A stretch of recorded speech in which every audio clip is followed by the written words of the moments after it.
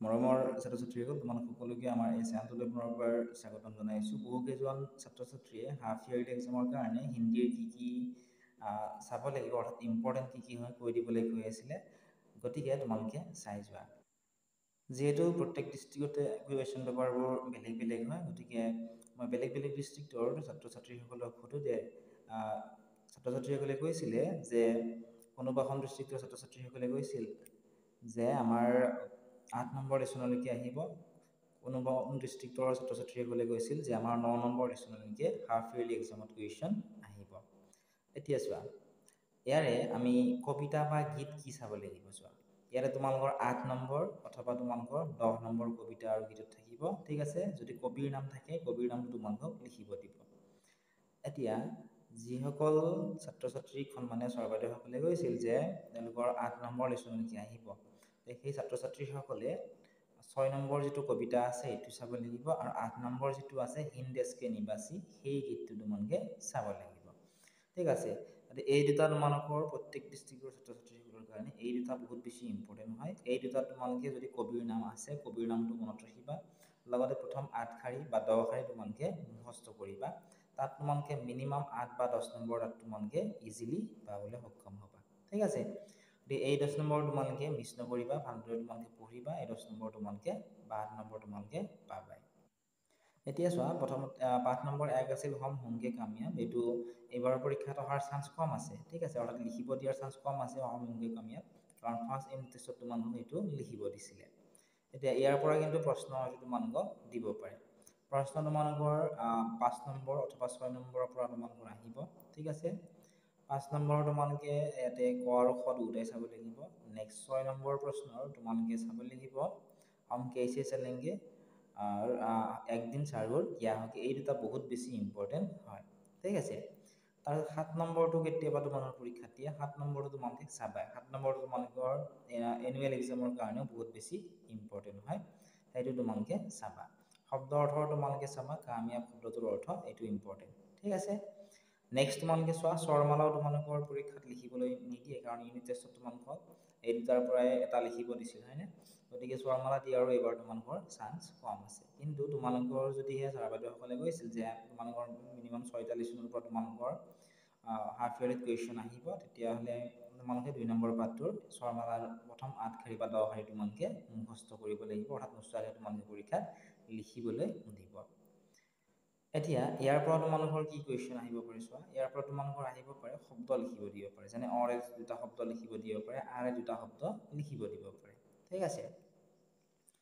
তাৰপিছত তোমালোকে এইখিনি চাবা, ঠিক আছে। ইয়াতে খালী ঠাই এনেকৈ দিব পাৰে, অথবা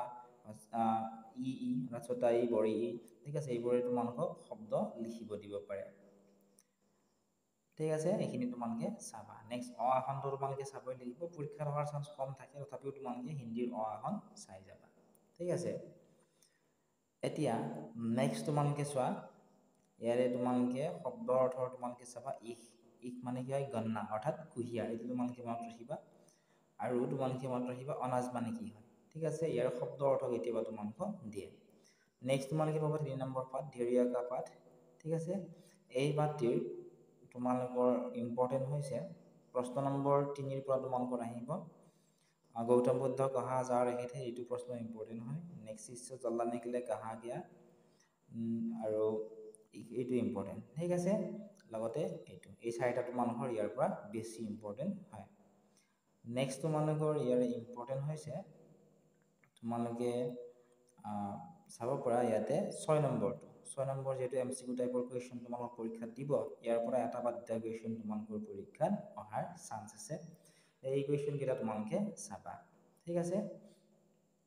আৰু মই কুৱেশ্যন পেপাৰৰ পৰা আপলোড কৰি দিছোঁ, তোমালোকে সেই কুৱেশ্যন পেপাৰৰ পৰা আমাৰ এপত পাবা। যিসকল ছাত্ৰ ছাত্ৰী এপটো ডাউনলোড কৰা নাই, ডাউনলোড কৰি ল'বলৈ নাপাহৰিবা। ডেছক্ৰিপশ্যন আৰু কমেণ্ট ছেকশ্যনত তোমালোকে লিংকটো পাই যাবা।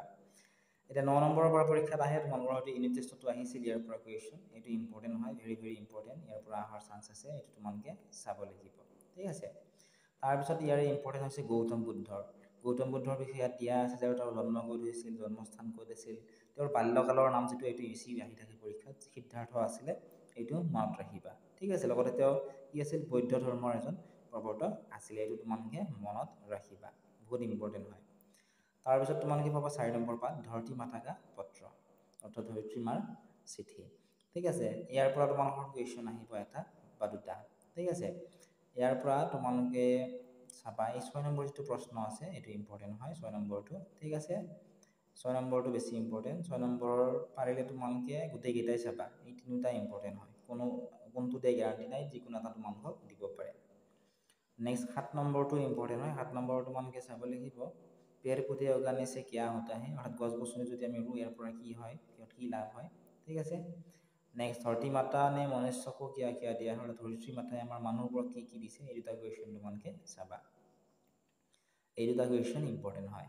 নেক্সট 9 নম্বৰলৈ আহিবা। 9 নম্বৰত ইয়াতে যে খালী ঠাই এইটো ক আৰু চে কা প্ৰয়োগ, অৰ্থাৎ খালী ঠাইখিনিত এইকেইটা প্ৰয়োগ কৰিবলৈ দিব পাৰে। ঠিক আছে, এইকেইটা তোমালোকৰ এইবোৰ ইম্পৰ্টেণ্ট হয়, প্ৰায় পৰীক্ষাত আহি থাকে, এইকেইটা তোমালোকে মনত ৰাখিবা।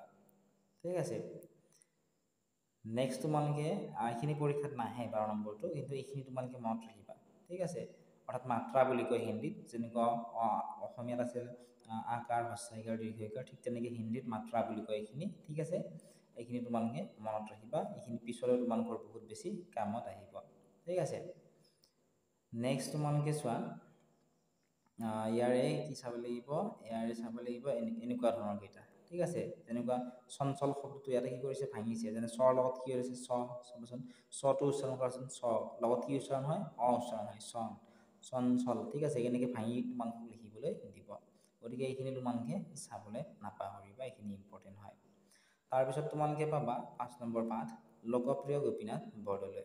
লোকপ্ৰিয় গোপীনাথ বৰদলৈ, তেওঁৰ বিষয়ে ধুনীয়াকৈ দি থোৱা আছে। ইয়াৰ পৰা তোমালোকৰ 2-এটা কুৱেশ্যন ভিতৰুৱা প্ৰশ্ন আহিব পাৰে, এইটো তোমালোকে মনত ৰাখিবা। ঠিক আছে, লগতে এইটো যে আছে সংবিধানকে এইটো অনুচ্ছেদ, এইটো অনুচ্ছেদত এইখিনি ৰিলেটেড কুৱেশ্যন আহি থাকে, এইখিনি তোমালোকে মনত ৰাখিবা। তাৰপিছত চোৱা 2 নম্বৰ তোমালোকে চাব লাগিব বৰদলৈ যি কি প্ৰাথমিক শিক্ষা কাহা প্ৰাৰম্ভ হয়, বৰদলৈদেৱৰ প্ৰাথমিক শিক্ষা ক'ত আৰম্ভ হৈছিল, এইটো কুৱেশ্যন চাবা, এইটো কুৱেশ্যন তোমালোকৰ বাবে ইম্পৰ্টেণ্ট হয়। ঠিক আছে, নেক্সট গুৱাহাটী বিশ্ববিদ্যালয় কি স্থাপনা কব হয়, গুৱাহাটী বিশ্ববিদ্যালয়ৰ স্থাপনা কেতিয়া হৈছিল, এইটো ইম্পৰ্টেণ্ট। 3 নম্বৰ তোমালোকে চাবা ক নম্বৰটো, এইটো ইম্পৰ্টেণ্ট, বৰদলৈ জি কা জন্ম কব আৰু কাহা হুৱা থা, বৰদলৈদেৱৰ জন্ম ক'ত আৰু কেতিয়া হৈছিল। নেক্সট তোমালোকে চাবা গ নম্বৰটো আৰু ঘ নম্বৰটো, এই তিনিটা ইম্পৰ্টেণ্ট কুৱেশ্যন। ঠিক আছে, তাৰপিছত তোমালোকে চাব লাগিব ইয়াৰে 5 নম্বৰটো, এইটো ইম্পৰ্টেণ্ট হয়, ভেৰি ভেৰি ইম্পৰ্টেণ্ট, তোমালোকৰ অহাৰ চান্স আছে, আহিবই লাগে, তোমালোকৰ বহুকেইখন ডিষ্ট্ৰিক্টৰ কুৱেশ্যন পেপাৰত এই কুৱেশ্যনটো আহিবই, এইটো কুৱেশ্যন চাবা। নেক্সট ক খটো তোমালোকে চাবই লাগিব, ক খ নাজানিলে তোমালোকে হিন্দী নোৱাৰি পাইছে, এইটো প্ৰথমবাৰ এইবাৰ তোমালোকে হিন্দী পাইছা, এইটো ক খ অ আ হিন্দীৰ মাত্ৰা 1 2 হিন্দী তোমালোকে জানিবই লাগিব। ঠিক আছে, এইখিনি চাবা, ক খখন হয়তো তোমালোকক হিন্দীৰ ক খখন লিখিবলৈও দিব পাৰে, গতিকে ভালদৰে তোমালোকে যদি তোমালোকে লিখিব নাজানা তোমালোকে প্ৰেক্টিছ কৰিবা, তেতিয়া তোমালোকে পৰীক্ষাত লিখিব পাৰিবা। তাৰপিছত তোমালোকৰ বাবে ইম্পৰ্টেণ্ট হৈছে কুৱেশ্যন নম্বৰ 12, এইটো ইম্পৰ্টেণ্ট। ঠিক আছে, এনেকুৱা ধৰণে বা এইকেইটা চাবা, এইকেইটা ইম্পৰ্টেণ্ট হয়। ঠিক আছে, এতিয়া নেক্সট তোমালোকে চাব লাগিব ইয়াৰে ইম্পৰ্টেণ্ট হৈছে নেক্সট 6 নম্বৰ পাঠটো উলিয়াবা, আৰু গিনতি কৰে, এইটো তোমালোকৰ 8 শাৰী লিখিব দিব পাৰে, তোমালোকে মনত ৰাখিবা। ঠিক আছে, এইটো সহজ হয়, মনতো সোনকালে ৰ'ব, গতিকে মুখস্থ কৰিবা তোমালোকে যদিহে এতিয়ালৈকে মুখস্থ কৰা নাই। আৰু পৰীক্ষাত তোমালোকৰ কি আহিব, এই 1 2 খিনি তোমালোকক লিখিব দিব। ঠিক আছে, এতিয়া চোৱা 1 2 খিনি তোমালোকক চোৱা, যেনে ধৰা তোমালোকক পৰীক্ষাত দিলে যে এই 2টো দিলে, চাইড এইটো দি দিলে, এইটো তোমালোকক আখৰেৰে লিখিব দিছে। ঠিক আছে, আখৰেৰে হ'লে এইটো লিখিব লাগিব, ঠিক তেনে 8টো দিলে 8টো তোমালোকক দিব, 8টো আখৰেৰে লিখিব দিব। এনেকৈ তোমালোকে একেবাৰে কমকৈ হ'লে 10লৈকে তোমালোকে এইখিনি চাবা, লগতে এনেকৈ মিলোৱাখিনিও চাবা। তোমালোকে এইখিনি যদি জানা, এইখিনি তোমালোকে জানা, এইখিনি যদি তোমালোকে জানা, এই মিলোৱাখিনি অতি সহজতে তোমালোকে মিলাবলৈ পাৰিবা। ঠিক আছে, এইটো ইম্পৰ্টেণ্ট হয়, বহুত চান্স আছে পৰীক্ষাত অহাৰ। নেক্সট ইয়াৰে ইম্পৰ্টেণ্ট হৈছে 5 নম্বৰ আৰু 4 নম্বৰটো, মই এইমাত্ৰ সেইটোকে ক'লোঁ, যদি সেইটো মনত ৰখা ইয়াৰে গোটেইকেইটা লিখিব পাৰিবা। যেনে চোৱা 5 নম্বৰত ইয়াৰ শুদ্ধ কোনটো সুধিছে, 2টো শুদ্ধ, 3ৰ কোনটো শুদ্ধ সুধিছে, এই শুদ্ধ অশুদ্ধকেইটা 1 2 3 10লৈকে চালে তোমালোকে পাৰিবা, সেইকেইটাই তোমালোকৰ বাবে ইম্পৰ্টেণ্ট। নেক্সট তোমালোকে চাবা ইয়াৰে শব্দৰ অৰ্থৰ গিনতিটো চাবা, এইটো গণনা। তাৰপিছত পাবা পাঠ 7 গাঁও কি চেৰ, এইটো ইম্পৰ্টেণ্ট হয় এই পাঠটি, কাৰণ শেষৰ যিকেইটা পাঠ আছে তাৰ পৰা বেছি কুৱেশ্যন আহে হাফ ইয়াৰলি এক্সামত। ঠিক আছে, কাৰণ প্ৰথম যিকেইটা চেপ্টাৰ আছিল তাৰ পৰা তোমালোকৰ ইউনিট টেষ্টত কুৱেশ্যন আহিছিল। নেক্সট তোমালোকে এইটো চাবা, ছুটি হ'লে তুম লোক কিয়া কিয়া কৰতে हो, অৰ্থাৎ যেতিয়া তোমালোকে ছুটি পোৱা তেতিয়া তোমালোকে কি কৰা। লগতে চৰ্দি ঠাণ্ডাৰ দিন আৰু গৰমৰ দিনত কি শস্যৰ খেতি কৰা হয় সেইখিনি তোমালোকে মনত ৰাখিবা, সেইখিনি ইম্পৰ্টেণ্ট হয়। ঠিক আছে, 4 নম্বৰ তোমালোকে মনত ৰাখিবা এইটো শ নম্বৰটো কেলেকা বৰা বজাৰ কাহা হে, অৰ্থাৎ কলৰ ডাঙৰ বজাৰখন ক'ত হৈছিল। নেক্সট ঘ নম্বৰটো মিট্টি के अंदर होने वाली 5 सब्जियों के नाम लिखो, অৰ্থাৎ মাটিৰ তলত হোৱা 5 চব্জিৰ নাম লিখিবলৈ দিছিল। আৰু নম্বৰটো লতাও में होने वाले 4 सब्जियों के नाम लिखो, এটা ইম্পৰ্টেণ্ট, বহুত বেছি ইম্পৰ্টেণ্ট। বাক্য ৰচনা কৰা তোমালোকৰ পৰীক্ষাত আহিব। ঠিক আছে, বাক্য ৰচনা কৰা তোমালোকে চাবই লাগিব, তোমালোকে এইকেইটা চাবা। ঠিক আছে, তাৰপিছত ইয়াৰে ক নম্বৰটো ইম্পৰ্টেণ্ট, এইটো চাবা। নেক্সট বিলোম শব্দ তোমালোকে চাবা, বিলোম শব্দ গ্ৰামাৰত তোমালোকৰ আহিবই। ঠিক আছে, বিলোম শব্দ আৰু 7 নম্বৰ এইকেইটা তোমালোকে চাব লাগিব। তাৰপিছত তোমালোকে 5 নম্বৰ 8 হিন্দ দেশ কে নিবাসী, এইটো অহাৰ বহুত বেছি চান্স আছে, কাৰণ ইয়াত কবিৰ নামো ধুনীয়াকৈ দিয়া আছে। কবিৰ নামটো তোমালোকে মনত ৰাখিবা। আৰু বহুতো ছাত্ৰ ছাত্ৰীয়ে পৰীক্ষাৰ সময়ত ভুল কৰে যে কবিৰ নামটো সাধাৰণতে আমি যেতিয়া অসমীয়া আৰু ইংৰাজী কবিতা লিখোঁ তেতিয়া আমি তলত লিখিব লাগে, কিন্তু হিন্দী যেতিয়া আমি কবিতা লিখোঁ সদায় কি কৰিব লাগে, ওপৰত লিখিব লাগে। কিন্তু বহুতো ছাত্ৰ ছাত্ৰীয়ে ভুল কৰি তলত লিখি থৈ আহে, ফলত নম্বৰ কমকৈ পায়। গতিকে ওপৰত লিখিবা তোমালোকে। ঠিক আছে, নেক্সট তোমালোকে 5 নম্বৰৰ তোমালোকে এইকেইটা চাবা, এইকেইটা গোটেইকেইটা ইম্পৰ্টেণ্ট।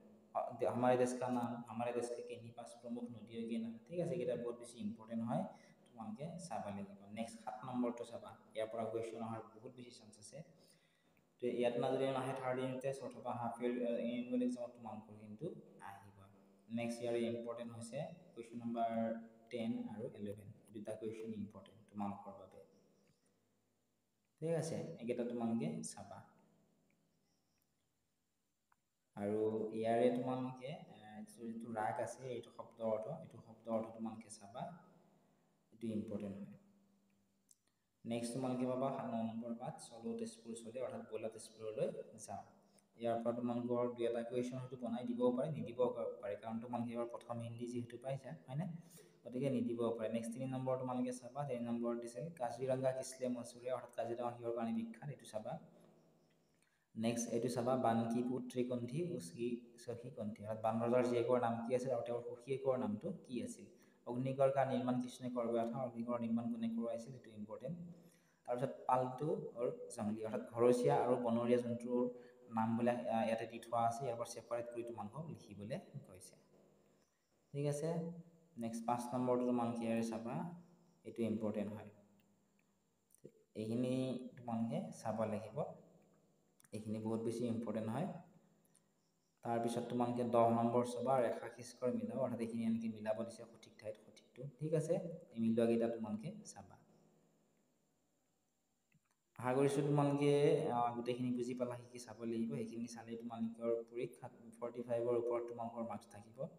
আৰু গ্ৰামাৰখিনি অলপ চাবলৈ নাপাহৰিবা, গ্ৰামাৰ কি কুৱেশ্যন দিয়ে তোমালোকে ধৰিব নোৱাৰা, তথাপিও বিলোম শব্দ, পৰ্যায়বাচী শব্দ এইবোৰ তোমালোকে চাবা।